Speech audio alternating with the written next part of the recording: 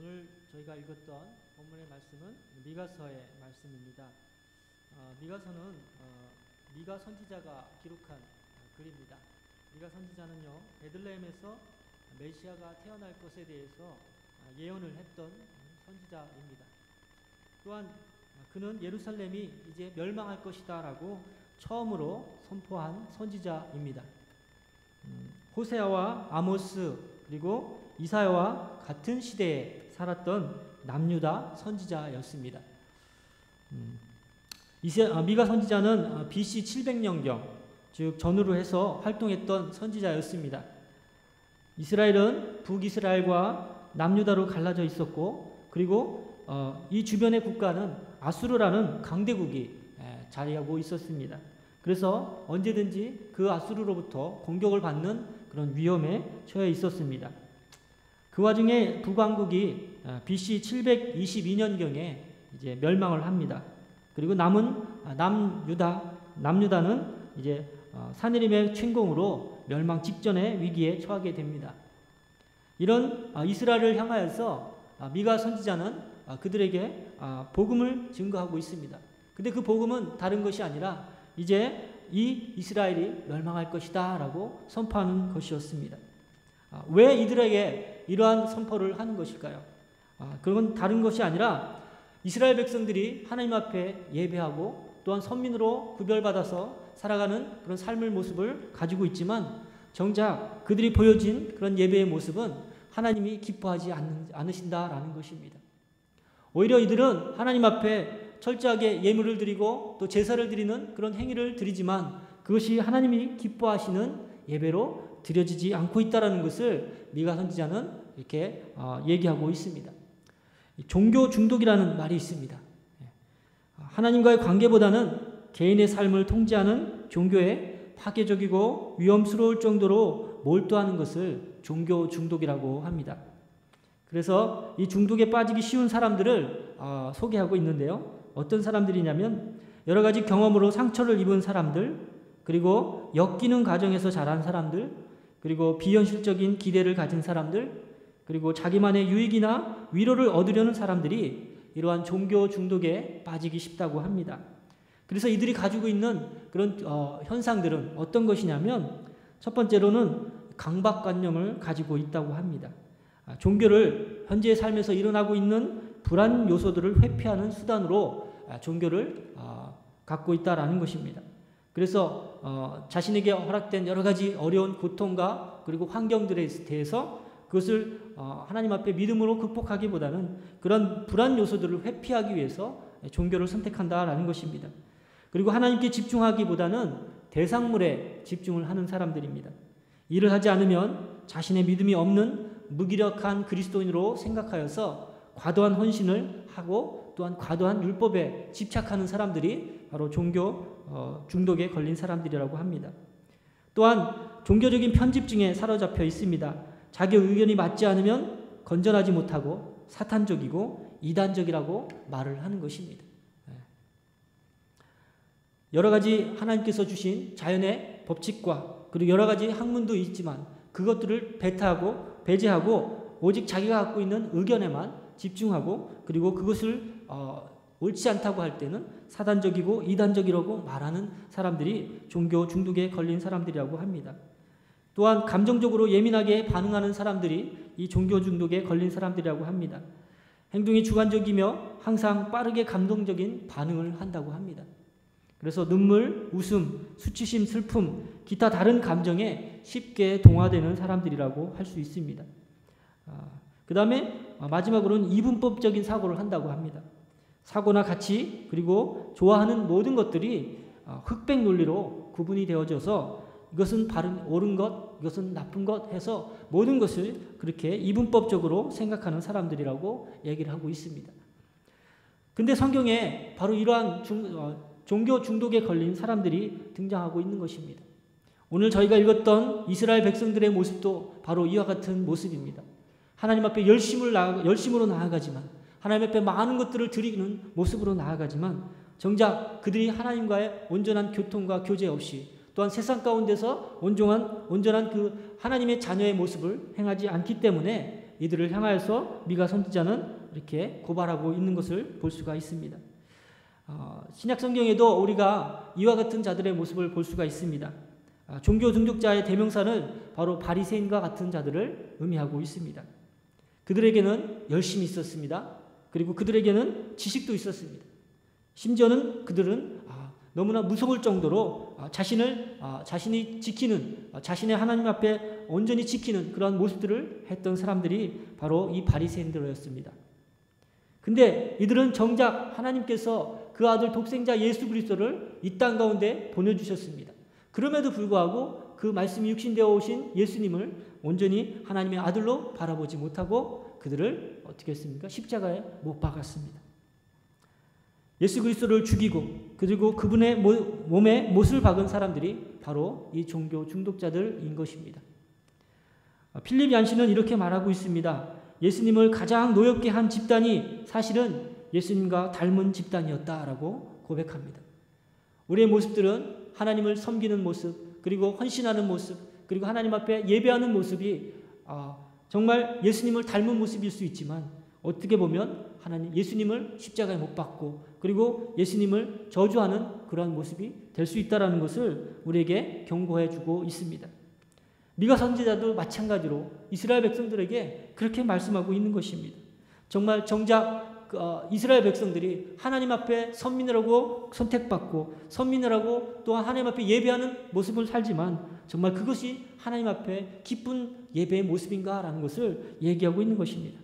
6절에 보시면 내가 무엇을 가지고 여호와 앞에 나가겠습니까? 높으신 하나님께 경배하겠습니까? 라고 고백하면서 정말 정작 중요한 예배라는 것이 무엇인지에 대해서 미가 선지자가 질문을 던지고 있습니다. 여기에 나오신 모든 분들도 또 오랫동안 교회에 나오신 분들이라고 생각합니다. 어찌 보면 평생을 하나님 앞에 나와서 예배하는 그러한 분들도 계실 거라고 생각합니다. 정말 우리는 무엇을 가지고 하나님 앞에 나아가고 있습니까? 미가 선지자가 질문을 던지고 스스로 답변을 하고 있습니다. 첫 번째로 내가 번제물로 일련된 송아지를 가지고 그들 앞에 나아갈까라고 말씀하고 있습니다. 미가 선지자는 하나님 앞에 나아갔던 사람들의 모습을 보았습니다. 그 사람들에게는 정말 세상 사람들이 보기에도 그리고 많은 믿음의 동역자들이 보기에도 정말 헌신적인 그런 모습들을 보게 됩니다. 정말 아끼고 아끼는 그런 산송아지 한 마리를 어찌 보면 전재산이라고 할 수 있는 그러한 것들을 하나님 앞에 드리는 그러한 헌신의 모습을 본 것입니다. 송아지는 어찌 보면 그때 당시에는 그들이 갖고 있었던 전재산일 수 있지만 지금 우리 시대 가운데서는 어찌 보면 우리에게 비즈니스가 될 수도 있고요. 또 집이 될 수도 있고 또 많은 재물이 될 수도 있을 것입니다. 근데 이것을 하나님 앞에 온전히 드렸습니다. 그렇지만 그렇게 드린다 할지라도 그것이 하나님께서 받으시는 것이냐라고 질문하고 있는 것입니다. 두 번째로 우리에게 또 질문을 던지고 있습니다. 여호와께서 천천의 수양이나 만만의 강수 같은 기름을 기뻐하실까라고 말씀하고 있습니다. 하나님이 천천의 수양과 만만의 그 기름을 물 같은 기름을 기뻐하실까라고 하시면서 어떤 것을 우리에게 질문하고 있냐면 우리가 하나님 앞에 드렸던 피와 땀과 그리고 열심과 노력 그 헌신들을 하나님이 기뻐 받으실까라고 말씀합니다. 아까도 말씀드렸지만 종교 중독자들은 자기가 하나님으로부터 무엇인가를 위로를 얻기 위해서 무엇을 하냐면 과도한 헌신을 한다라고 말씀드렸습니다. 하나님 앞에 기도하고 헌신하고 그리고 하나님 앞에 봉사하는 일들을 어찌 보면 하나의 천일기도와 같이 또 내가 하나님 앞에 드릴 수 있는 최선의 노력이라고 생각하면서 하나님 앞에 나아가는 그런 모습들로 나아가는데 정작 중요한 것은 하나님과의 온전한 교제가 없다라는 것을 우리에게 말씀해주고 있는 것입니다. 헌신이 그리고 헌신이 어찌 보면 면죄부가 되는 그러한 모습으로 살아가고 있지 않는가라고 질문하고 있습니다. 세 번째는요, 7절에 말씀하고 있습니다. 내 허물을 위하여 내 마다들을 내 영혼의 죄로 말미암아 내 몸의 열매를 드릴까라고 말씀합니다. 이스라엘 백성들은 이때 당시에 주변의 많은 국가들로부터 영향을 받았습니다. 심지어 북이스라엘은 많은 우상을 섬기는 것을 하나님을 섬기는 것과 같이 겸하여 섬겼습니다. 그래서 그들이 섬긴 그런 제사의 모습 가운데는 이방의 제사의 모습들이 담겨져 있었습니다. 마찬가지로 지금 미가 선지자가 꼬집고 있는 그 내용이 무엇이냐면 많은 우상들이 많은 이방 족속들이 믿고 있는 그것과 같이 정말 산 제사로 그 자식들을 하나님 앞에 드리는 그런 모습을 하고 있는 것을 보게 됩니다. 즉 우상에게 제사하는 방법을 통하여서 이교도적인 방법을 통하여서라도 하나님 앞에 사랑을 받고자 하는 그들의 모습을 보게 된 것입니다. 하지만 하나님께서는 그들이 드려지는 그 모든 그런 그 열정적인 행위의 모습 가운데서 그들이 정말 진정한 예배가 하나님께서 받으시는 예배냐라고 질문하고 있는 것입니다. 이스라엘 백성들 가운데서 이스라엘 왕 중에서 여러분도 사울 왕을 잘 아실 것입니다. 그는 하나님의 말씀에 순종하기보다는 마음에 좋을 대로 행했던 사람 중에 하나입니다. 그리고 의로운 자라기보다는 불의한 자라는 그런 칭호를 받게 됩니다. 아멜렉을 멸하라고 하시는 하나님의 말씀에 순종하여서 아멜렉을 멸하는 아멜렉과 전쟁을 합니다. 그때 선지자 사무엘은 뭐라고 말씀하냐면 하나님께서 아멜렉에 있는 모든 족속들을 다 멸하라고 말씀하시며 심지어는 양과 염소와 가축까지도 다 죽이라고 말씀하였습니다. 모든 것들을 다 멸절하고 말씀하셨습니다. 그러나 사울왕은 그 아멜렉 모든 군사들을 멸하고 나서 남아있는 양과 가축과 소들을 바라보면서 다른 마음을 갖기 시작합니다. 가장 좋은 것을 남겨두어서 가장 기름진 것을 남겨두어서 그것을 하나님 앞에 드리면 하나님이 기뻐하시겠지라는 생각을 하게 됩니다. 결국 그는 멸절하라는 그 하나님의 말씀에 순종한 것이 아니라 자기 마음과 뜻대로 결정하여서 그 양과 그리고 소들을 가지고 옵니다. 결국 그는 하나님께로부터 기름 부으심이 떠나가는 그러한 일들을 경험하게 됩니다. 우리의 모습 가운데도 이와 같은 예배의 모습이 있다면 우리는 다시 한번 돌이켜야 합니다. 하나님께서 정말 원하시고 바라시는 그런 예배의 모습으로 우리가 하나님 앞에 나가야 될 줄 믿습니다. 8절에 우리에게 말씀하고 있습니다. 하나님께서 무엇이 좋아하시는 것인지를 우리에게 말씀하고 있습니다. 사람아 주께서 선한 것이 무엇임을 내게 보이셨나니? 라고 말씀하시면서 하나님께서 우리에게 선한 것, 좋은 것, 하나님께서 기뻐하시는 것이 무엇인지를 우리에게 말씀해 주고 있습니다. 세 가지를 말씀하고 있습니다. 첫 번째는 공의를 행하라 라는 것입니다. 진정한 예배는 어떤 것이라고 생각하십니까? 저와 여러분이 드리는 이 주일날 드리는 이 예배 시간이 진정한 예배라고 생각하십니까? 그것도 진정한 예배라고 할 수 있습니다. 그러나 더 중요한 것은 우리가 이 성전문을 박차고 나갔을 때부터 시작되는 것입니다.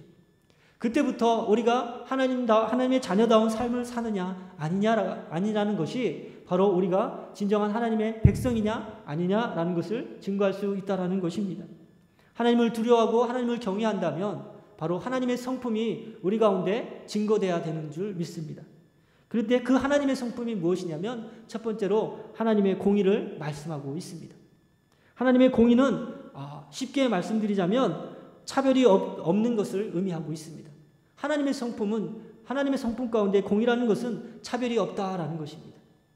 부한자나 가난한 자나 자유자나 종이나 남자나 여자나 주인이나 종이나 정상인이나 장애인이나 똑똑한 자나 미련한 자나 하나님은 차별이 없으십니다. 하나님은 사람을 외모로 취하지 아니하심이니라 라고 로마서 2장 11절에도 말씀한 것처럼 하나님은 차별하지 않으시는 분이십니다. 근데 이 이스라엘 백성들을 향하여서 이 미가 선지자가 말씀하고 있는 것은 무엇이냐면 이들이 불의를 행하고 있다라는 것입니다. 거짓된 저울을 가지고 사람들을 속이고 거짓말하고 부자들에겐 강포가 넘쳐서 오히려 가난한 자를 더욱더 고되게 하는 그러한 모습들이 그들에게 보여지는 것을 보았습니다. 진정한 예배자라면, 진정한 하나님의 자녀라면, 그리고 하나님을 경외하는 자라면 그들 가운데 공의가 있어야 된다는 것을 말씀하고 있는 것입니다. 저는 캐나다 와서 이제 여러 가지 일들을 해봤습니다. 그 중에서 한 가지 한 것이 바로 이제 서빙이었습니다. 웨이터였죠. 웨이터를 했는데 한 달 동안 웨이터를 처음 트레이닝 받을 동안 너무 고생을 했습니다. 뭔 말인지도 모르겠고 또 주문하면 맨날 다른 거 갖다 주고 그리고 주문 받아서 이제 갖다 주는데 다른 데다 갖다 주고 그리고 한 달을 지냈습니다. 정신없이 한 달을 지냈습니다. 한 달이 딱 지나고 나니까 이제 여유가 생기기 시작합니다. 그리고 자신이 있어지고 이제 하는 것들이 재밌어졌습니다.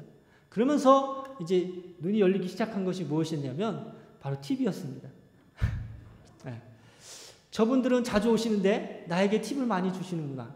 근데 어떤 사람들은 오면은 그냥 먹기만 많이 먹고 또 주문만 많이 하고 팁도 안 주고 그냥 휙 가는 그런 사람들을 보게 되었습니다. 그러면서 차츰차츰 사람을 어떻게 보느냐, 이제 팁으로 바라보기 시작하게 됩니다. 이분은 좀 더 많이 나에게 주시는 분, 이분은 나에게 적게 주시는 분.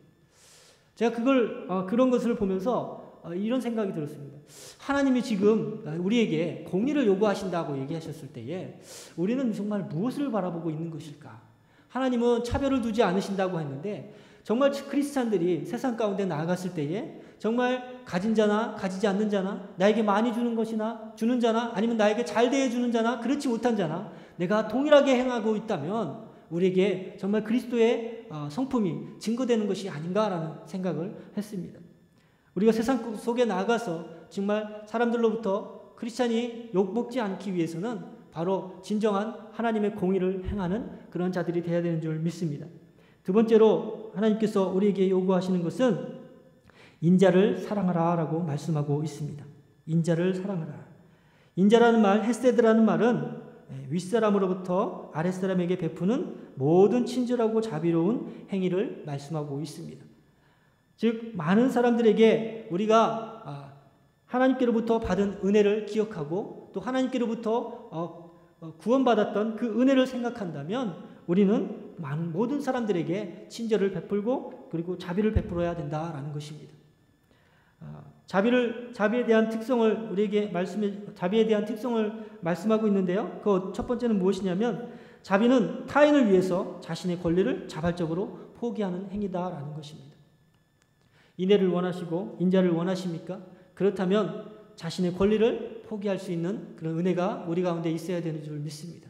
내 것, 나의 것, 내가 먼저라고 하는 것이 아니라 남을 위해서 내 것을 순순히 포기할 수 있는 그런 모습들이 우리 가운데 있어야 되는 줄 믿습니다. 자비가 많은 사람, 이 인자가 많은 사람에게는 다른 사람에게 선한 영향력을 끼칩니다. 그냥 그가 베푼 것으로 인하여서 그가 보여준 것으로 인하여서 그분이 그 사람에게서 흘러나오는 하나님의 성품을 경험하게 되는 것입니다. 자비가 없으면 우리는 이기적인 삶을 살 수밖에 없습니다. 자신의 삶뿐만 아니라 또한 그것이 타인의 삶에 영향을 주고 있다는 것, 나쁜 영향을 주고 있다는 것을 우리는 기억해야 될 줄 믿습니다. 하나님이 우리에게 인자를 요구하고 계십니다. 사랑하라고 말씀하십니다. 우리에게 허락하신 그 모든 환경과 그리고 사람들 가운데서 온전히 인자를 행하는 저와 여러분이 되셨으면 좋겠습니다. 하나님은요, 이사야 선지자를 통하여서 오늘 미가 선지자가 말씀하고 있는 것과 비슷한 말씀을 하고 있습니다. 쉬운 버전으로 제가 읽어드리도록 하겠습니다. 이사야서 1장에 기록되어 있는 말씀입니다. 주께서 말씀하신다. 무엇을 하려고 나에게 이 많은 재물을 바치느냐? 나는 이제 수장의 번제물과 살찐 짐승의 기름기가 지겹고 나는 이제 숫 송아지와 어린 양과 숫 염소의 피도 싫다. 너희가 나의 앞에 보이려 오지만 누가 너희에게 그것을 요구하겠느냐? 너희가 팔을 벌리고 기도한다 하더라도 나는 거들떠보지도 않겠다. 너희는 씻어라. 스스로 정결케 하여라. 내가 보는 앞에서 너희의 악한 행실을 버려라. 악한 일을 그치고 옳은 일을 하는 것을 배워라. 정의를 찾아라. 억압받는 사람을 도와주어라. 고아의 송사를 변화해주고 과부의 송사를 변론하여 주어라 라고 말씀합니다.